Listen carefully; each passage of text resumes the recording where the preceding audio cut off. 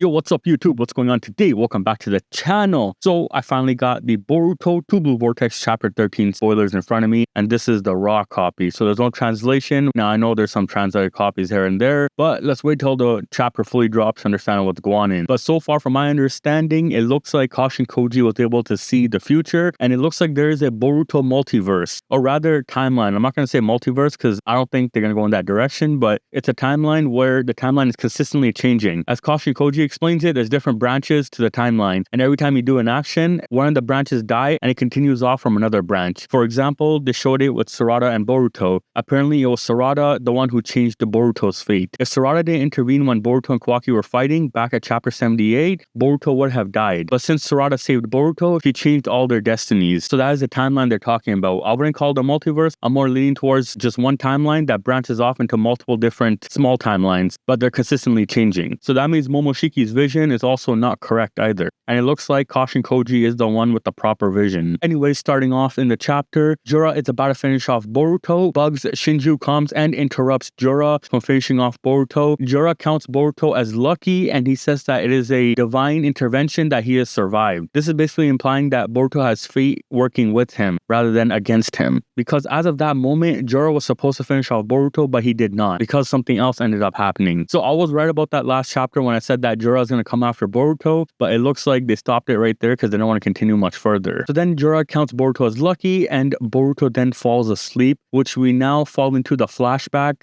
of the 2-3 year gap. In this case, we have the long-haired Boruto running away from some shinobis that are hunting him. And it looks like Kashin Koji approaches Boruto using a frog, saying, "Don't fight them, there's too many of them. Rather come with me." Boruto then touches the toad and teleports to Kashin Koji. Kashin Koji is in one of Orochimaru's old hideouts. Now, it's not clear on how Kashin Koji survived, but it looks like he healed himself or something like that, because he doesn't go too much into depth on how he survived. I think because he is a cyborg, he was able to fix himself up. Then Kashin Koji talks to Boruto about something, and I think this is most likely regarding the Shinjus. He's also talking about the future to Boruto.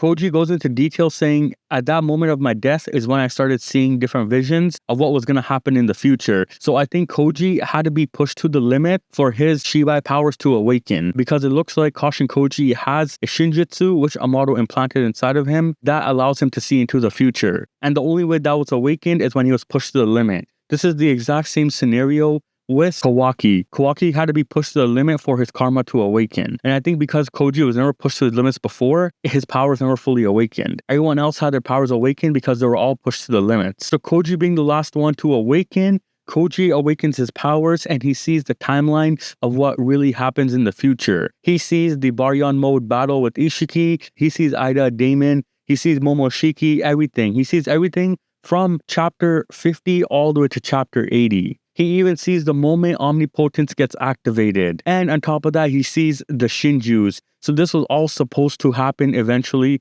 no matter what. The Shinjus were going to come into fruition no matter what anyone did. Even if Boruto did or did not stop the Grand Claws from evolving, they were going to happen anyways. Because right now, in that timeline that Koji was seeing is the future. But what's interesting in this panel with all these Shinjus is that we have a new Shinju in the back, and that is looking like our boy Shinki. Now, I'm gonna be honest, I was reading the Boruto chapters again from the very beginning, and I'm like, yo, they really focused on Shinki in the beginning chapters, but then they never mentioned him again. So I was wondering what his importance was. Now we see that Shinki has a bigger role to play. They're bringing him back. That means somebody in the village is gonna fight Shinki. Most likely, it's gonna be someone on Team 10, probably Shikadai. I think Konohamaru's gonna fight Moegi, while Team 10, Shikadai and them are gonna fight Shinki. Because they are technically cousins in a way, or step cousins if you want to call it that. But anyways, getting back into the chapter, Koji even sees the divine tree being planted. He sees that the earth and it gives a fruit. This is telling us that Boruto or Kawaki, one of the two,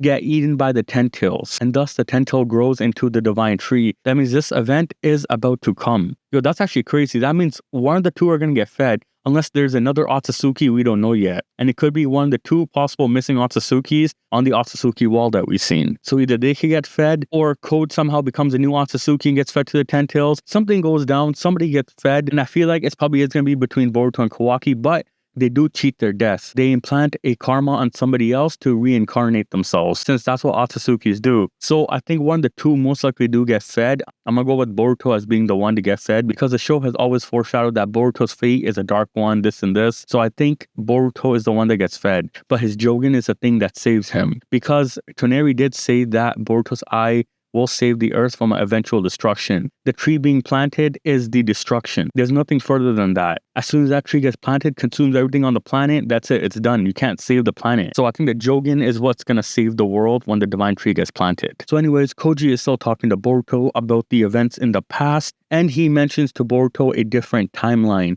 In this timeline, Ishiki was supposed to kill Naruto in Baryon mode, and he was supposed to take over Kawaki's body and reincarnate inside of it. Once that happened, Kawaki and Boruto fight each other, and Boruto ends up dying. When Sarada intervenes to save Boruto, is when the future got changed. But because Boruto died, Sarada died. Now, I'm not sure of the circumstances in this timeline, but I think Sarada killed herself because she couldn't take that Boruto had died. Because I don't think Kawaki is the one who killed her. That does not make any sense here. Because if we think about it, if Sarada never showed up to save Boruto, Boruto died. But if Sarada shows up to save Boruto, Boruto lives and the timeline gets changed, and thus she lives. But her dying at the exact same spot as Boruto means that she most likely killed herself. So Sarada is the one who saved Boruto and changed his destiny. Otherwise, Boruto is supposed to be dead. And that vision that he's seen with Momoshiki's eyes is actually the true vision of when Kawaki commits the crime of killing Boruto, and Mitsuki goes into sage mode saying, I'm gonna kill you. That was what was supposed to happen if Sarada did not intervene. But I always knew Sarada played a bigger role into Boruto's life, because it always foreshadowed Sarada from day one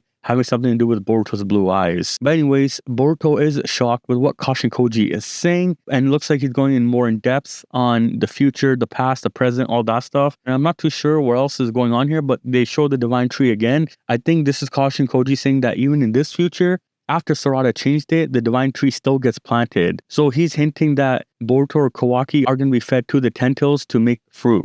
But Boruto says he's going to save the world, and he puts on his headband, which is Sasuke's headband. And thus Kashin Koji trains Boruto. And I think there was also something said in this chapter when I was reading the translated copy where it said that Koji already saw Boruto's future and how strong he actually becomes. And he says he's going to teach Boruto all the techniques he learned in the future to him now. So then we get knocked out of Boruto's flashback, and it looks like Sarada is hurt. Himawari goes up to Sarada, touches her arm, and uses the Nine Tails power to heal her. And thus her injury is gone. Anyways, this right here tells us that Himawari already has control over the Nine Tails power. She's in sync with Kurama. Then Sumire calls over Himawari, and it looks like Himawari is about to go to Boruto, but it looks like Kawaki stops Himawari from healing Boruto. And Sarada now goes defensive against Kawaki, and Konohamaru then comes up and puts Boruto in his cuffs. Kawaki then takes the frog on Boruto's neck and crushes it, thus eliminating Kashin Koji's vision of seeing what is going on in the village. Now, what gets me here in this panel is when Kawaki crushes the frog, we notice that it gives us a little panel of Orochimaru's hideout with the snake again. I think Orochimaru is going to make an appearance soon, because I don't think Koji healed himself. He must have had help from the outside. There's no way he automatically healed himself, because this man was seriously injured when he was fighting against Ishiki. You guys saw how badly he was destroyed. So most likely somebody had to help him, and I think it was Orochimaru, because they keep focusing on the little snakes on the walls. But I think they are going to show Orochimaru soon. So then we get back to the Shinjus, and the Shinjus come back to their hideout. They put Hidari's Plantussi, and they revive him. Hidari comes back to life, and it looks like the Shinjus are planning something. Now, what's interesting is, if you look at the tentacles here, you could see another Plantussi being made right now. The Plantussi falls, and it looks like she also revives or remakes somebody else. I think this is Shinki. So what I think is, this is just a theory, is that when somebody gets bit by the Grand Claws, their chakra, whatever it is, gets converted into one of these Plantussis. Then these Plantussis end up here. Thus, Moegi saying, oh, he's finally here. It could possibly imply that Shinki has been captured, and now the tree has absorbed his DNA and converted it into this Plantussi, which she now uses to remake Shinki. And I think that is the future that Kashin Koji saw, where we saw Shinki in the background. And thus, now we have 5 Shinjus. Yo, this shit's getting juicy right now. Bro, I can't wait when this is translated. I want to know what the conversation between Boruto and Kashin Koji is. Shit's getting juicy, bro. Yo, even looking at Moegi, she looking kind of sick, dog. Okay. Alright guys, that's it for this video. Let me know what you guys think of this chapter. Please comment, like, and subscribe. Stay tuned for more.